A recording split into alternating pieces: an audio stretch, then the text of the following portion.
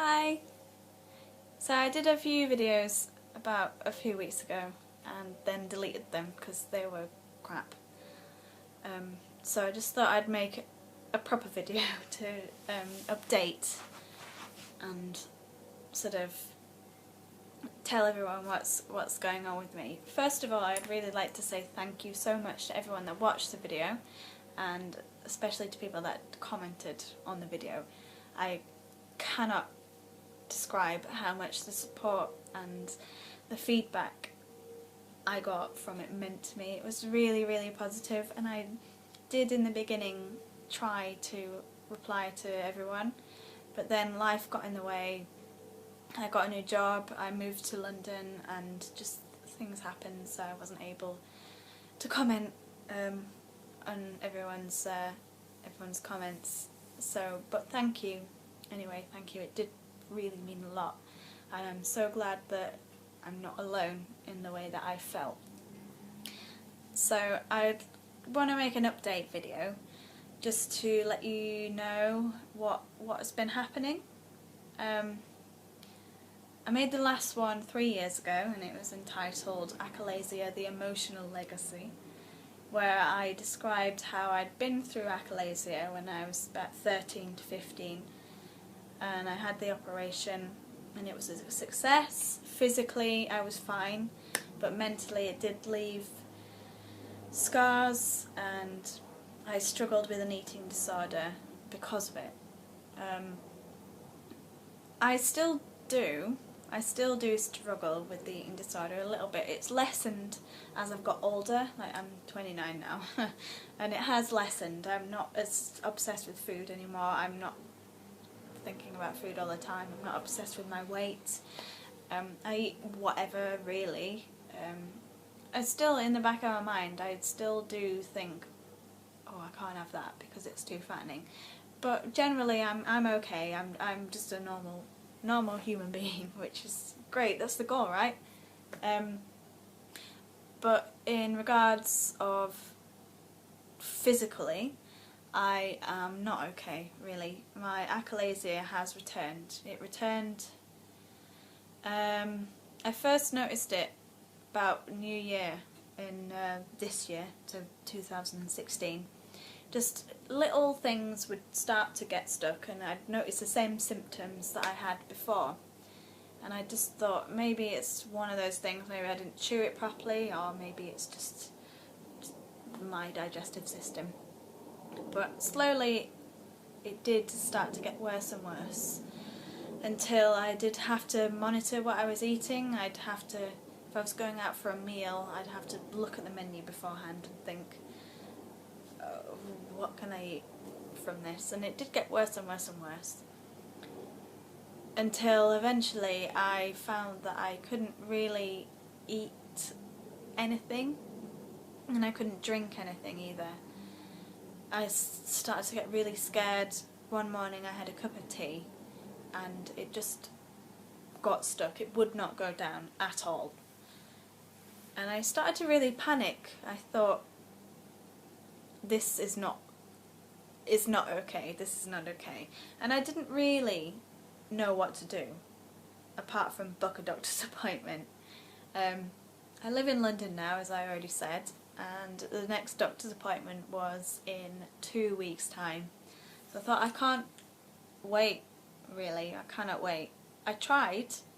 I lasted about 3 days, but I just couldn't drink anything. I couldn't eat anything, but I couldn't even drink anything. Even water was just getting stuck. So the only thing that I could do was to call 101, the NHS helpline. They didn't really understand what was going on. Of course they didn't. It's such an unusual thing, and they're not trained doctors. So they called an ambulance for me, and I was taken to hospital. Because I told them that I hadn't really eaten for a few days. I was put on an IV drip, and I was kept in for 3 days. Which wasn't that pleasant, really. I was kept on the acute ward with all the people that had had heart attacks and things like that, which was fun. So I eventually had an endoscopy, and they said on the endoscopy that it made the classic pop sound. So I don't know if anyone knows that's apparently a symptom of achalasia. They force a tube down, and normal people it just glides straight down, but if you have achalasia it is a struggle and it makes a pop sound, which sounds horrible, but that's such is life. So I had that, and they decided that the best way to do it would be to inject Botox into my esophagus, which I know is a thing that it treats achalasia. It's common. It's a step rather than having surgery, which wasn't available the first time that I had the achalasia. So I had the Botox. They injected 5 times in my esophagus, and 5 times they injected 10 milligrams of Botox, and it really hurt. Actually, it was not a pleasant experience. I wasn't sedated because I didn't think that I needed it. But if anyone's watching this, be sedated, because it's not that great. It's not a nice experience. So I had the Botox. That was in the middle of August, so it was about a month ago, and it's not done anything, really. It's not done anything. If I'm being honest, it's probably made it worse, because it's made my esophagus really sensitive. So even if food does decide to go down, which is quite rare, it's quite painful. It's quite sore and tender. So I think obviously it does work for a lot of people, which is great, but for me it just hasn't worked at all. So last week I went for is it manometry? I've been trying to learn that word, but I think it's manometry, where they put the tube up your nose and it goes down, and then you have to drink salty water and eat little bits of bread. Then they pull it up a little bit and take a reading, and then you do it all over again until it goes up. Then you have to leave the tube in overnight, eat normally. Well, I say normally, like how normal can you eat with a tube up your nose? And you can't sleep either with a tube up your nose. It's so hard to sleep. I had 7 pillows propping me up in my bed, and I still did not get any sleep whatsoever. It was very difficult for me. So that happened, and the results came back as inconclusive, which is just not what you want to hear. When you've been through that ordeal, you want either them to say, yep, there's a problem, or them to say, no, it was fine, let's try something else. But no, the results were inconclusive, so I have to have it done again, which I'm so looking forward to. It's going to be great, it's going to be really exciting. So I've got to have that done again at the end of October, so that's quite a while away. Yeah. So in the meantime, I'm not really eating that much. I'm eating the things I can eat is miso soup. I'd like miso soup anyway, and it's apparently quite nutritious. So, and I eat peanut butter a lot as well. I like peanut butter, and it does go down. It really does go down. And then tea with lots of sugar, hot chocolate, things like that. But I have lost a lot of weight, and I'm not really that happy about it because, as I said, I did have an eating disorder, and I was focused on losing weight and being thin and blah blah blah. But as I've got older, I've realised the weight that I am is the weight that I should be, and I was happy with my weight. But now I'm not that weight anymore, and I'm not really that happy.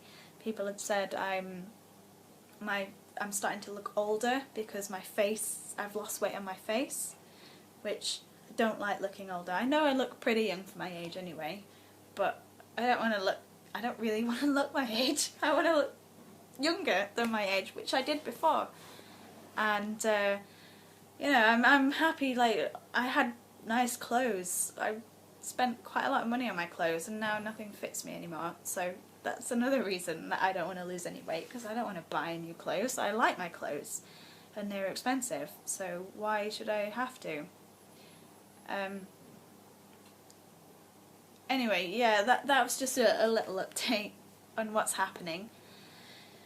The emotional legacy has kind of gone, really. I'm not fixated on, I don't have an eating disorder anymore at all, I'm really pleased to say, but I'm still physically not well, even though I did go for quite a long time being well, and it's really enjoyable being well.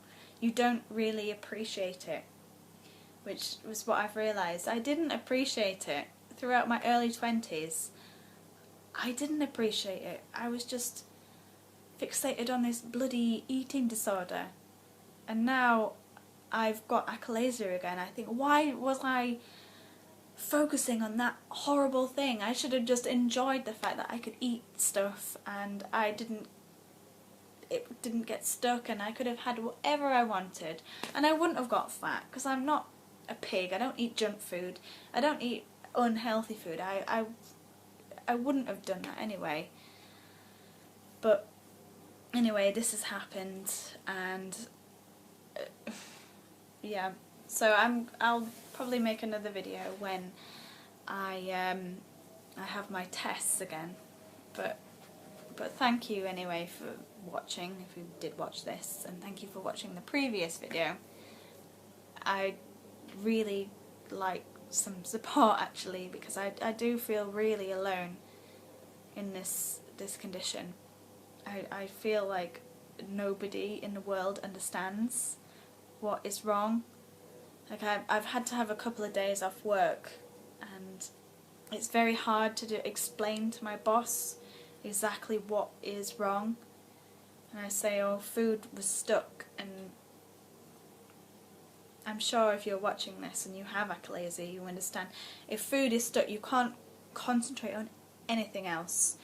And if it's really bad, you just can't do anything else. You really cannot do anything else. And it's just not, you're not being productive, you're irritable, you just can't do anything. So I had to take time off work.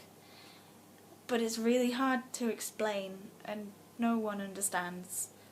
So I would really like someone to say that they understand as well. Yeah. Anyway, thank you for watching this if you did. And I will reply to anyone that decides to comment, because I have got my living situation sorted out now. I'm pretty solid in my internet checking as well. So yeah, anyway, thank you for watching. Thank you.